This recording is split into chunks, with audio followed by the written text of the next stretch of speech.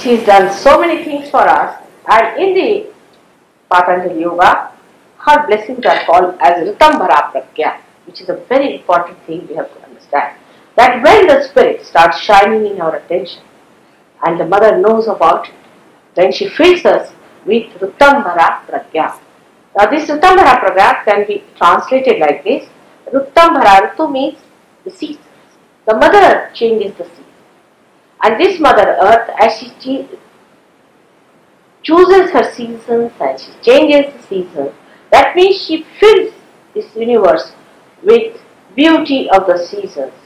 When the knowledge of that becomes Pragya, Gya is the knowledge, Pra means enlightened, becomes enlightened, then you start seeing how beautifully she guides, how beautifully she bathes, and how beautifully she nourishes.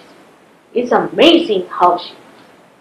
Once I went down to Kuala Lumpur, and I was alone, no other Sahaja, and all the kinds of diseases, she walked into me there.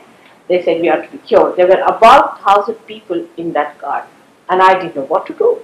Then I just asked the Mother Earth, I said, now you better help. And all of them, I asked them to sit down. They were mostly Indians, they all sat down on the ground. And most of them got cured. They published it in the newspaper that it was amazing that happened. But the best was a little boy of 12 years who was brought by the parents because he had polio, he couldn't even walk. He was sitting there and they said, where has he gone? He's lost, where has he gone? He had just got up and walked up. This Mother Earth is such a big thing. We have no idea. And her consciousness that we have to now know is what is Kundalini. Kundalini represents the Mother Earth within us. The feminine love, the feminine qualities. Now we talk of feminists, of course that feminism is something absurd. To become man to the woman, woman to the man, it's all pendulum-like movement. And you know whatever moves in a pendulum is not progressive. You have to move in a spiral. I hope you understand about the peptones. See, if they become linear, then they get destroyed. All their identity is lost. But if they retain their spiral nature, then they progress. In the same way, we too have to go in our consciousness in a spiral way, jump higher than what we are. And that's only possible by the spring of Kundalini, which is nothing but the representation of Mother Earth within us. She is the Mother Earth. So now what do we have to become? We have done all this aggression and then competition and then all kinds of things. We have grown so big. Now we have to go to our roots. We have to get that force that will nourish us.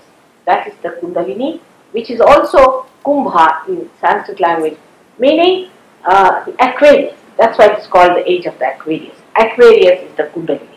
And this Aquarius is going to nourish us, soothe us, and take us to that place where resides God's place with the Spirit. She is the one who gives us this union with Yoga. So one has to understand that the pendulum movement is just mental projection. If you move into one direction, then you can move into another direction. It's all linear. If you see, all your enterprises are linear. That's why they move this side, your political thing, you move like that, it coils back. You don't understand what have you done wrong, you see. Then you go the other way now, it again coils back. You try to develop your science, it becomes atomic bombs there. Anything you try to develop, it becomes a devil. You can't understand why we were moving properly, why it becomes a devil, starts attacking us back. Why is it destroying us? The reason is that movement is linear. You have to move spirally higher with your consciousness at the stage where you become a compassionate, loving, nourishing, soothing personality. This country had produced a very great man, Abraham Lincoln. I used to adore him from my childhood. And this man has brought such great quality. In you, all of you, lies that trait of Abraham Lincoln. And when the Sahajogis will rise with the great realized soul, I'm sure you will all be achieving that fulfillment, that nourishing quality, that soothing quality, and also that divine love, which is so pure, without any dust or bleed. That's what you all are going to exhibit, and it is going to act. That's the part we should know after realization, now it is going to act automatically.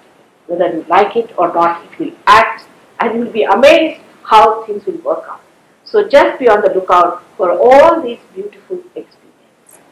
May God bless you. Tomorrow again I'll tell you about other things, other chakras. I hope I've been able to tell you how to sustain it by understanding that you have to develop qualities of soothing, of compassion, of love, of sweetness. And that you can develop by watching yourself.